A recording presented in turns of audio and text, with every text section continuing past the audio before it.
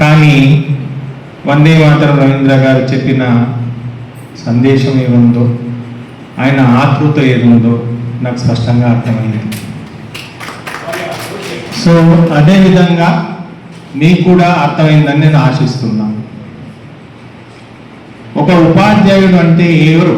అసలు యాక్చువల్ ఎవరు ఉపాధ్యాయుడు అంటే ఎవరు? దైవంతో సమానం. అవునా కాదా? రెస్పాన్స్ కావాలి నాకు. నిజంగా నీకు దైవం అయితే భిక్షాటనగా మనం పిల్లల్ని చేర్చుకోవాల్సిన అవసరం మనకు ఉండదు. ఉంటుందా? బడిపాట కార్యక్రమం చాలా బాధాకరమైన విషయం. మనసు చంపుకొని రోడ్ల వెంబడి పొద్దున్న లేవగానే టీచర్లు మూకుమ్మడిగా వెళ్ళి నా పాఠశాలలో చేరు అనే అగత్యం తెచ్చుకుంది ఎవరు? మనమే. అవునా కదా? నిజం చెప్తున్నాను. నేను ఎక్కువ చదువుకోలేదు, డిగ్రీ వరకే చదువుకున్నా. అది కూడా ఇంటర్మీడియట్ వరకు గోటిల్లా అన్నా, చదవని ఏందో తెలియదు, ఏదో చదివినా పాస్ అయినా. నాలో కూడా ఆలోచన రేగింది డిగ్రీ ఫస్ట్ ఇయర్ నుంచి. ఆ తర్వాత కష్టపడి చదివిన ఉన్న వాస్తవం. కానీ ఇప్పటికి కూడా నా పాఠం చెప్పిన టీచర్లు, నేను కళ్ళు మూసుకుంటే వాళ్ళు పాఠం చెప్పే విధానము నా కళ్ళ ముందుకు వచ్చేస్తుంది. అంటే వాళ్ళ స్వరూపం, వాళ్ళు ఏం మాట్లాడతారని నాకు అంతకి ఇప్పటికి కూడా నా కళ్ళ ముందుకు వస్తారు. అంటే నాకు అంత ఇష్టం వాళ్ళు. పిల్లలు తల్లిదండ్రుల దగ్గర మహా అంటే 1 గంట సేపు, 2 గంటలు, ఎక్కువ ఉండదు పాఠశాల స్థాయికి వచ్చిన పిల్లలు.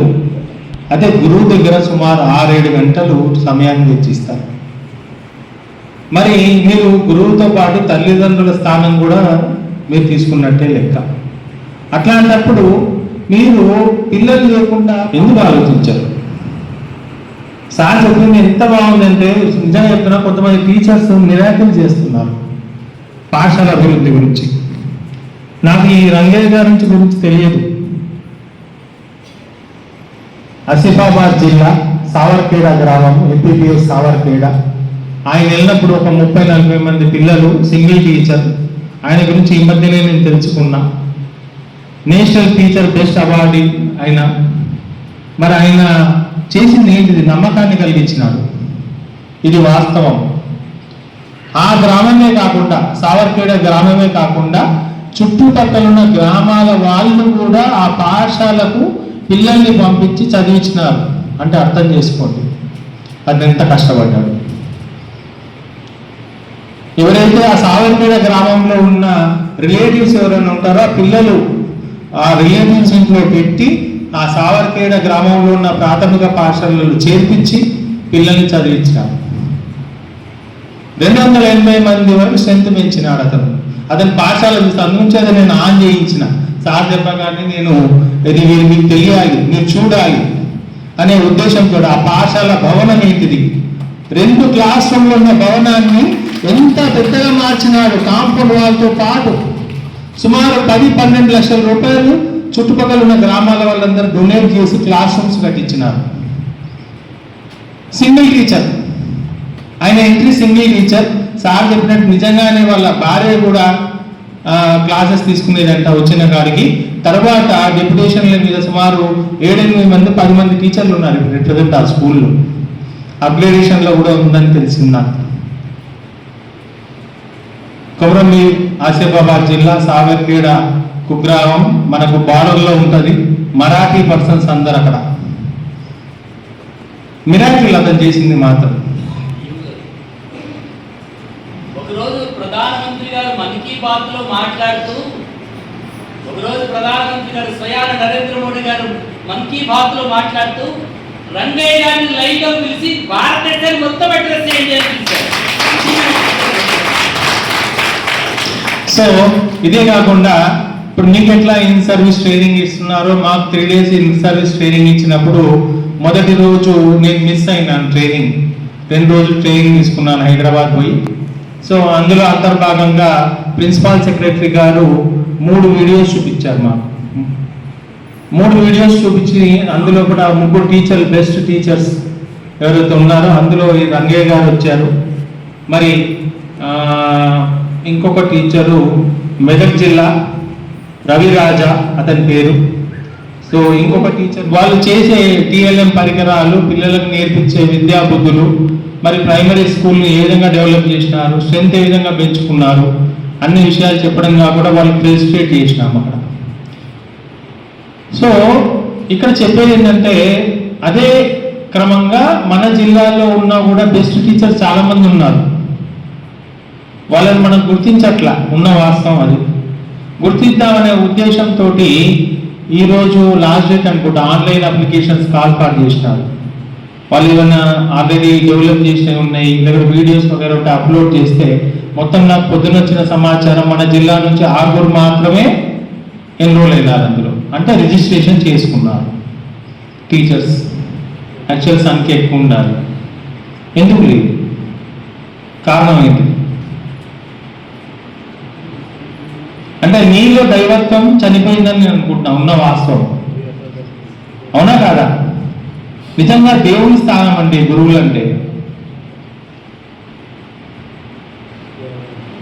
ఏ సమాజంలో ఏ ఉద్యోగి లేని ప్రతిష్ట, పలుకుబడి, ఇంకేమంటారు దాన్ని, ఇంపార్టెన్స్, రికగ్నిషన్ ఎవరికి వస్తుంది? టీచర్కి ఒక్కరికే వస్తుంది. వేరే దేశాలలో మనం గమనిస్తూ చూస్తుంటాము, ఒక ఐఏఎస్ ఆఫీసర్, ఒక బెస్ట్ అడ్మినిస్ట్రేటర్కి ఇవన్నీ యొక్క విలువ ఒక టీచర్కి ఇస్తారు అక్కడ. మన దగ్గర ఎందుకు లేదు? మన స్థానాన్ని ఎందుకు కోల్పోతున్నాం? మనం కూడా బెస్ట్ ప్రాక్టీసెస్ తీసుకురావచ్చు. అడ్మిషన్స్ గురించి ప్రయత్నం చేయాల్సిన అవసరమే లేదు. అంకిత భావంతో మనం పనిచేస్తే పిల్లలు ఆటోమేటిక్గా మన అట్రాక్టివ్ మంది అడ్మిషన్స్ పెరుగుతాయి. మనలో కూడా చైతన్యం తీసుకురావాలి. డే టు డే సమాజం గురించి, సమాజం ఏం కోరుకుంటుంది, ప్రైవేట్ పాఠశాలకు పోటీ పడుతూ మనం ఏం చేయాలి, మీకు చేరుకు అంటే వెహికల్లో కూడా ట్రాన్స్పోర్టేషన్ కూలింగ్లో కూడా వెళ్తారు, స్కూల్ ఎప్పుడు క్లోజ్ అవుతారు చూస్తే మళ్ళీ కూలింగ్గా మళ్ళీ వచ్చేస్తారు, కిలావరంగా వాళ్ళు నివాసాలకు వస్తారు. మీరు తల్లిదండ్రులతో ఎప్పుడు మాట్లాడే సమయం ఉంటుంది, ఎన్రోల్మెంట్ పెంచుకోవాల్సిన అవకాశాలు ఏ విధంగా పెంచుకోవాలి మీరు ఆలోచన లేదు అక్కడ. ఇది మీరు ప్రాక్టికల్ ప్రాబ్లం. మీ పిల్లల్నేమో అక్కడ కిలావరంగా వరంగల్ స్కూల్లో చదివిస్తారు, అక్కడేమో మీరు అక్కడ ఒక 6-7 అవర్స్ పని చేస్తారు, వచ్చేస్తారు. సాధ్యం అవుతా? సాధ్యం కాదు. ఇదే సావర్పేట రంగయ్య చేసిన పని ఏంటి తెలుసా? ఆయన ట్రాన్స్ఫర్ అవుతే అదే ఊరిలో నివాసం ఉన్నాడు, మొత్తం అతని సరంజామం అంతా తీసుకొని అక్కడే ఉండేసి అక్కడ ప్రతి ఇంటికి వెళ్ళి నేను మంచి చెప్తాను అంటే ఎడ్యుకేషన్ లేదు అక్కడ, కానీ అట్రాక్ట్ చేసి స్కూల్ ఎన్రోల్మెంట్ పెంచుకొని పక్క ఊళ్ళల్లో ఉన్న చిల్డ్రన్స్ కూడా తీసుకొచ్చి 280 మంది వరకు స్ట్రెంత్ పెంచినారంటే ఎంత గ్రేట్ అది. 50%, మోర్ దెన్ 50% పిల్లలంతా పక్క గ్రామాల నుంచి వచ్చిన వాళ్ళనట. మీరు చేయగలుగుతారు, అట్లా చేయలేము కదా. అంకిత భావం కావాలి దానికి. ఒకటే మాట చెప్పిన, మీరు దైవంతో సమానము. నిజంగా నేనే దేవుణ్ణి అయితే ఎట్లా ఉండాలి అట్లా ఆలోచించండి. మీరు చేయగలుగుతారు, ఏదైనా మిరాకిల్ చేయగలుగుతారు. మీరు చేయలేదా? నిజంగా చేయగలుగుతారు. మీరు చేయాల్సిందే, లేకపోతే మీకు ఉనికి లేదు, మీకు ఫ్యూచర్ లేదు. అదొకటి గమనించాలా మీరు. నేను మీకు సహకరిస్తా అన్ని విధాలుగా. ఫస్ట్ మనలో మార్పు తెచ్చుకోండి, తర్వాత సొసైటీని మనం మారుస్తాం. సో నేను ఎక్కువ మాట్లాడకూడదు, బీయింగ్ అడ్మినిస్ట్రేటర్ కరెక్ట్ కాదు. అయినా కూడా నా రిక్వెస్ట్ ఒకటే, మీ కాళ్ళ మీద మీరు గొడ్లు వేసుకోకండి దయచేసి. మీరు కష్టపడండి, మీరు అందరూ కష్టపడుతున్నారు కాదన్ను, కానీ మనం పనిచేసే విధానంలో కొన్ని మార్పులు తెచ్చుకోవాలి. మన హెల్త్ మెయింటెనెన్స్ చూసుకోవాలి. కొంచెం సమయం ఒక 2 గంటలు పాఠశాల పరిధిలలో, పాఠశాల ఏరియాలలో మీరు గడపండి. స్కూల్ క్లోజ్ కాగానే వచ్చే ప్రయత్నం చేయకండి. ఇప్పుడు సార్ చెప్పినట్టు ఇందిరానగర్ స్కూల్, జెడ్పీహెచ్ఎస్ సిద్దిపేట 8:30 వరకు పనిచేస్తుందండి. సమ్మర్ క్లాసెస్ నేను పెట్టాల్సిన అవసరం ఉందా? స్పెషల్ క్లాసెస్ నేను పెట్టాల్సిన అవసరం ఉందా? ఏ విద్యార్థి మంచి చదువుతున్నాడు, ఏ విద్యార్థిలో లోపాలు ఉన్నాయి, ఏ విద్యార్థిని ఏ విధంగా సవరించాలని మీకు తెలియాలి. అది మీ ఇల్లు. పాఠశాల అనేది మీ ఇల్లు, మీ ఆస్తిలాగా భావిస్తే డెఫినెట్గా మీరు సక్సెస్ అవుతారు. మా ఇన్స్ట్రక్షన్స్ అవసరం లేదు, అడ్మినిస్ట్రేటివ్ ఇన్స్ట్రక్షన్స్ అవసరం లేదు. మీలో రగల్చుకొని రావాలి, లోపల నుంచి పొగ పుట్టాలి. నేను ఈ పని చేయాలి, నేను చేసి చూపిస్తా, నాకు ఒక ప్రత్యేకత. బీయింగ్ ఎక్స్ట్రాడినరీ పర్సన్గా మీరు చేయగలుగుతారు. నేను ఒక ఎక్స్ట్రాడినరీ పర్సన్ అని ఫస్ట్ మీరు భావించండి, ఆటోమేటిక్గా అన్ని చేంజెస్ వస్తాయి. సో నేను తక్కువ మాట్లాడాలి అనుకుంటున్నా కానీ నాలో ఆవేశం వస్తుంది, ఏమనుకోవద్దు. ఎందుకంటే బాగా అనిపిస్తుంది, ఉన్న వాస్తవం చెప్తున్నాను.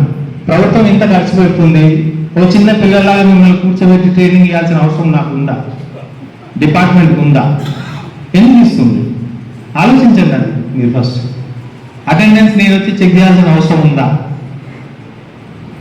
చెప్పండి. లేదు కదా. నా వాల్యుబుల్ టైం అండి. నేను ఎన్నో ఫైల్స్, నాకు ఎన్నో కాంప్లికేషన్స్ ఉన్నాయి. నేను ఆఫీస్లో కూర్చొని చక్కగా ఫైల్ చూసుకోవాలి. నేను మీ ట్రైనింగ్లో కూడా మా కోఆర్డినేటర్, సెంటర్ ఇన్ఛార్జ్ వాళ్ళు చూసుకుంటే సరిపోద్ది. కానీ నేను ఎందుకు వచ్చి ఇక్కడ కూర్చోవాలి?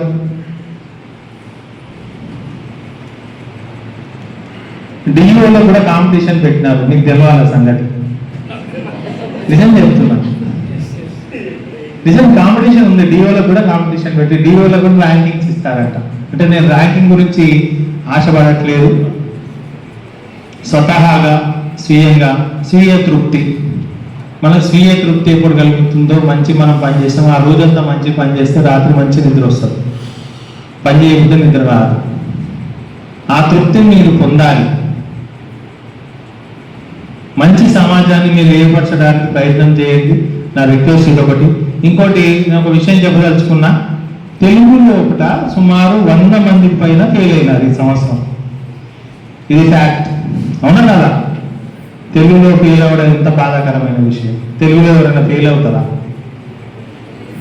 ఈ తెలుగు చదువు లాంగ్వేజ్లో ఫెయిల్ కాకుండా ఉండి ఉంటే మన స్థానం 2, 3 ఎక్కువ ఉండేది ఎస్ఎస్సి రిజల్ట్స్లో. సోషల్ స్టడీస్లో కూడా ఫెయిల్ అయినాయి. ఎందుకు ఫెయిల్ అవుతున్నారు? అది మీకే తెలియాలా? ఏం లోపం ఉంది మీకే తెలియాలి. నేను చెప్పకుండా కలెక్టర్ మేడము తెలుగును ఉద్దేశించి వస్తానన్నది. ఆమెకు నేను మొన్న మెసేజ్ పెట్టిన, తెలుగు సెషన్ స్టార్ట్ అయింది మేడం అన్న, ఆమెకు బిజీ ఉంది, మేబీ రేపటి వరకు ఎప్పుడన్నా ఒకసారి వచ్చిపోతుంది. మీ తెలుగు టీచర్లను ఉద్దేశించి ఆమె మాట్లాడదలుచుకుంది. ఉన్న వాస్తవం చెప్తున్నానండి. చాలా బాగా అనిపించిందండి. 126 మంది ఫెయిల్ అయినారు ఎస్ఎస్సిలో తెలుగులో 1-2 మార్కులతో. హిందీలో కూడా ఫెయిల్ అయినారు. 16 మంది ఇంతమంది హిందీలో ఉన్నారు ఫెయిల్ అయిన వాళ్ళు. 20 మార్కులు తీసుకురాలేని పరిస్థితి 100 మార్కుల్లో. సో ఎనీహౌ మీరు మంచి ట్రైనింగ్ తీసుకుంటారని ఆశిస్తున్నా. మరి ఆయన ఎంత విలువైన సమయాన్ని మన వందే మాతరం రవీంద్ర గారు ఇచ్చారు. ఆయన చెప్పిన విషయాలన్నీ మీరు దృష్టిలో పెట్టుకొని మీలో మార్పు తీసుకొచ్చి మీ పాఠశాలను కాపాడుకుంటారని నేను ఆశిస్తున్నాను. అదేవిధంగా మన జిల్లా ప్రతిష్టను కూడా మీరు కాపాడాల్సిన అవసరం ఉంది. ప్రత్యేకంగా నేను చెప్పుకోవాల్సింది ఏంటంటే, ఎన్రోల్మెంట్ డ్రైవ్లో కూడా ఈసారి ఎన్రోల్మెంట్ ఖచ్చితంగా పెంచాలి. స్ట్రిక్ట్ ఇన్స్ట్రక్షన్స్ రాబోతున్నాయి. కొన్ని ప్రైమరీ పాఠశాలలు వాంఛితంగా టీచర్లే దీపం చేయిస్తున్నారు.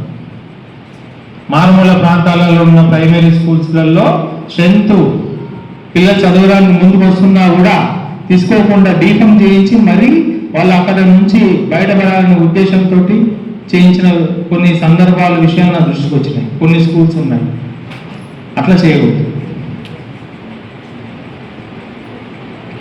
ఎన్రోల్మెంట్ ముందుకు వస్తున్నా కూడా కొన్ని స్కూళ్ళలో అడ్మిషన్ తీసుకోవట్లేదన్న సంగతులు కూడా నా దృష్టికి వచ్చినాయి.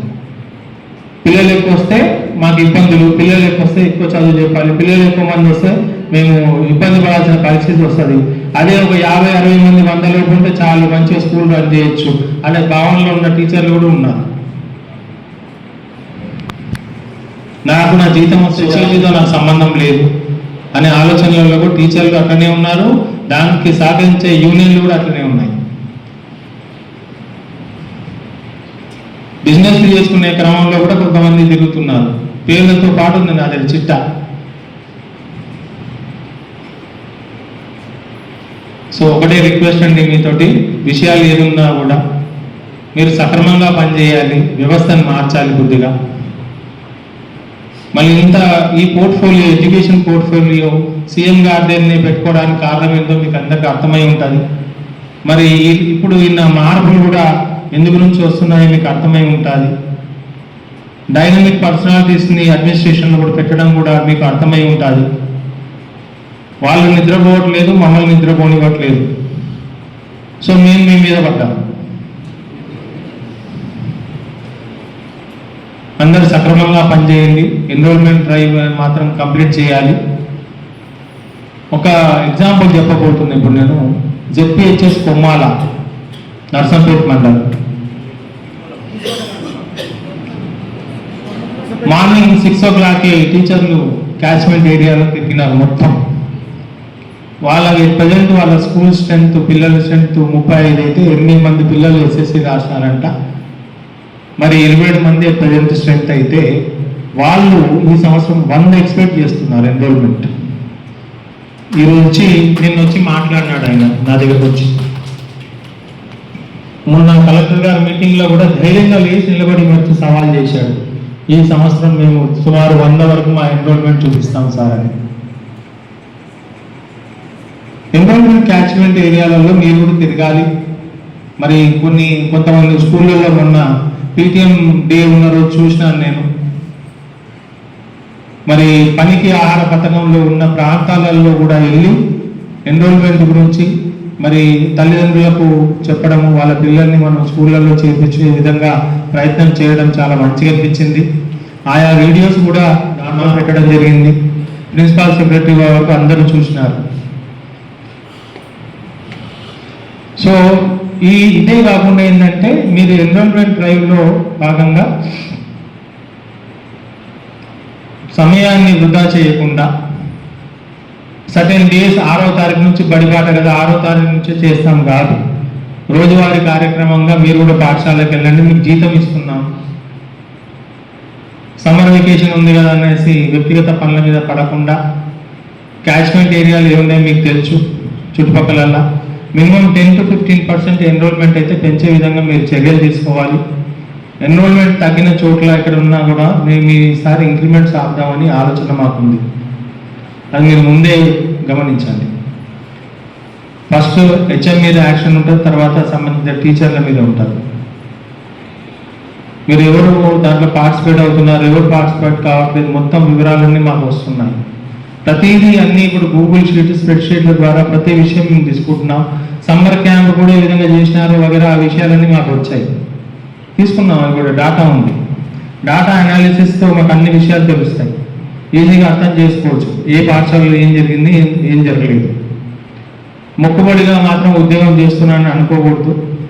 దెబ్బ పడ్డప్పుడు బయటపడడం చాలా కష్టం. సో అడ్మినిస్ట్రేటివ్ పరంగా కొన్ని మాటలు మాట్లాడాల్సి వస్తుంది. వాతావరణంలో మార్పు వచ్చేసింది మొత్తం. సారీ. ఒకటి అయితే రిక్వెస్ట్ ఏంటంటే అదొకటి చూడండి దయచేసి. ఆయన రంగయ్య గారిది కొన్ని 1-2 వీడియోలు ఉన్నాయి.